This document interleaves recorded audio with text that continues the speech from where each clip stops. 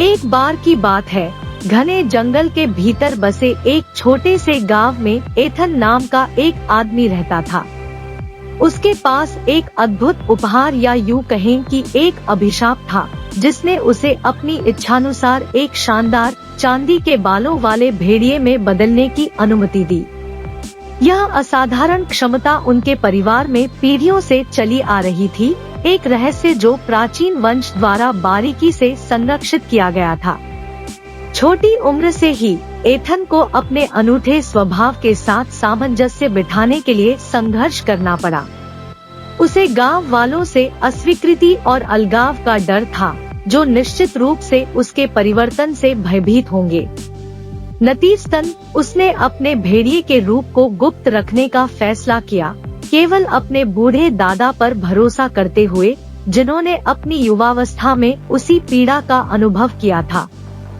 Ethan के दादा, बुद्धिमान और समझदार, ने उसे अपने दोहरे स्वभाव को अपनाना सिखाया और उसे याद दिलाया कि हर उपहार के साथ बड़ी जिम्मेदारी भी आती है।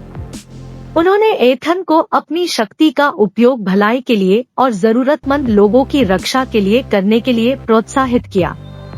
उनके दादाजी ने परिवर्तन को नियंत्रित करना सीख लिया था और भेड़िए के रूप में भी अपनी मानवता और चेतना को बरकरार रखा था। वह एथन के मार्गदर्शक और गुरु बन गए। जैसे जैसे एथन बड़ा होता गया, वह गांव में अपनी निस्वार्थता और बहादुरी के लिए जाना जाने लगा। जब भी कोई खतरा मंडराता था या कोई संकट में होता था, तो वह भेड़िए का रूप धारण कर लेता था और उनकी सहायता के लिए आ जाता था। तेजी से और सुंदर ढंग से अद्वितीय चपलता के साथ जंगल में घूमता था। ग्रामीण उस शानदार प्राणी को देखकर आश्चर्यचकित रह गए, इस बात से अनजान थे कि यह उनका अपना पड़ोसी था जो उनकी रक्षा कर।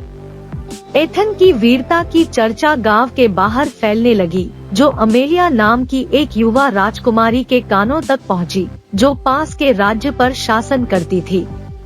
कमजोरों की रक्षा करने वाले भेड़िया आदमी की कहानियों से प्रभावित होकर उसने स्वयं जांच करने का फैसला किया। एक आम व्यक्ति का वेश बनाकर वह रहस्यमय आकृति की एक झलक पाने की उम्मीद में जंगल में चली गई। भाग्य ने हस्तक्षेप किया और एक दुर्भाग्यपूर्ण रात अमेलिया ने खुद को गंभीर खतरे में पाया।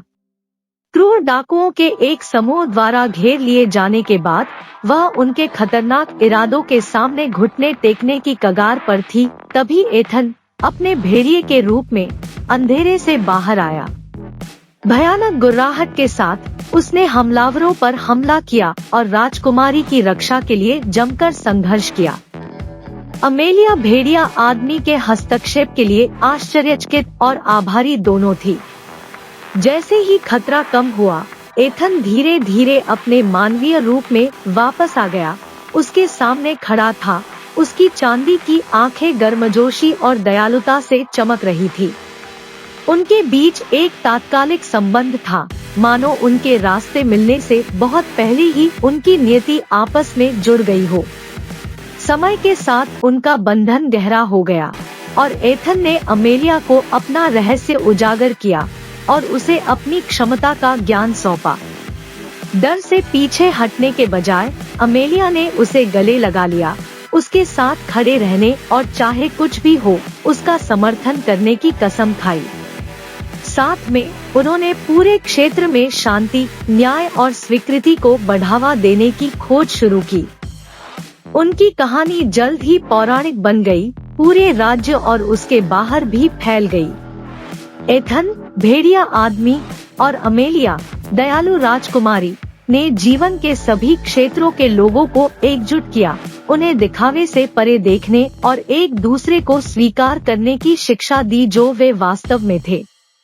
और इसलिए वह आदमी जो भेड़िए में बदल सकता था, आशा का प्रतीक बन गया, जिसने दुनिया को याद दिलाया कि सच्ची ताकत भौतिक रूप में नहीं बल्कि अपनी विशिष्टता को अपनाने और कमजोर लोगों की रक्षा करने के साहस में निहित है। एथन का उपहार, जिसे कभी अभिशाप के रूप में देखा जाता था, अच्छाई के लिए एक ताकत बन गया था, जिसने जिन लोगों से उसका सामना हुआ उनके जीवन पर एक अमिट छाप छोड़ी और हमेशा के लिए अलग होने के अर्थ की धारणा को बदल दिया।